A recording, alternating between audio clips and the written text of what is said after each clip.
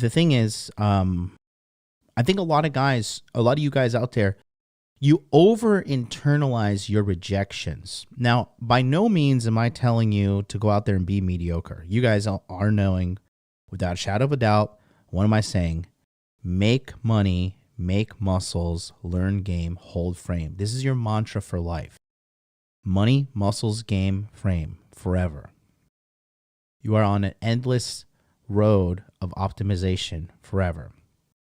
Shout out to John Fitch is in the house. He will be at Hot DudeCon San Diego.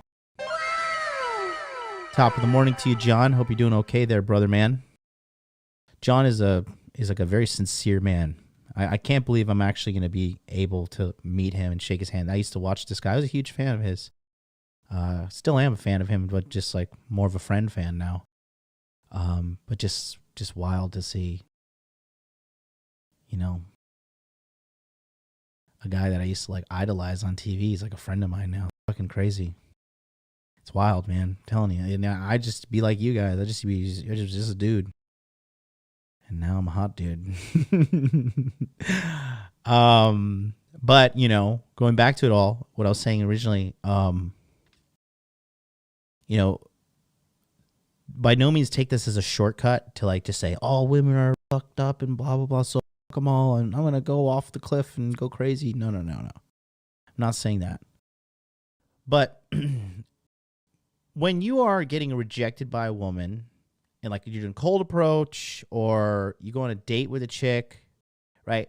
At first, this is how I was. I just took extreme ownership, right?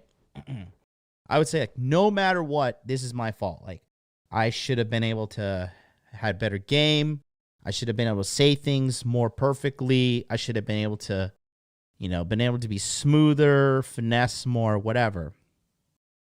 But what I realized is that it's not that healthy to do that.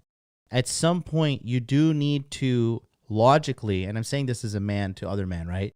You need to logically appropriate whose responsibility is whose in all relationships. And I'm just saying, like, you know, in the relationship you have with approaching the girl, and the relationship you have with a girl you're on a date with, a relationship with a girl you've been having sex with, a relationship with a girl that you're dating and she's seeing you often, she's spending the night at your place, she's, you know, she's like more than just like your average whore, you know what I mean?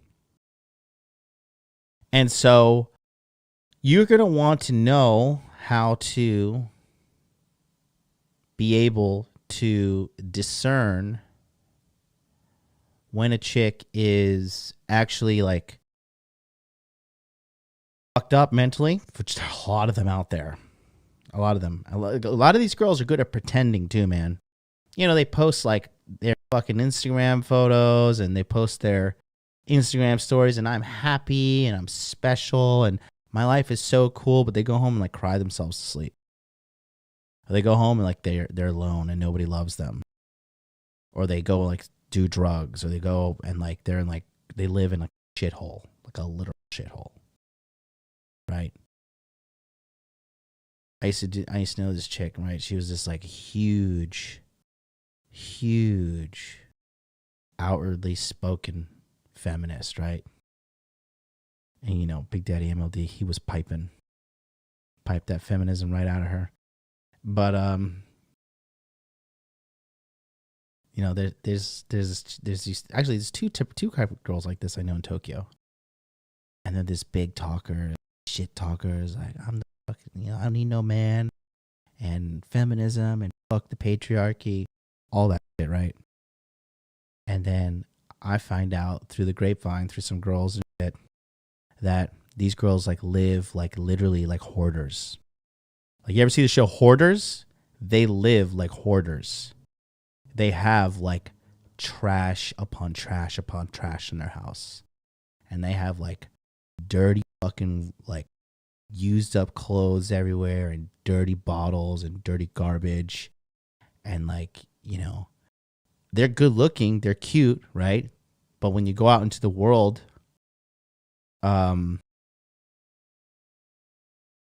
and they project like this like fake image of themselves, but they literally go home and sleep in a fucking garbage dump. And then, like, you know, everybody wants to act like cool and badass online. Like, yeah, like, here's this like inspirational quote, and my life's perfect, and nothing ever bad happens to me, right? Nah, and the thing is, if you live at home like that, and you live like in your personal life is like secretively your personal life is shit, that means up here something's off, right? And a lot of chicks are like that, bro.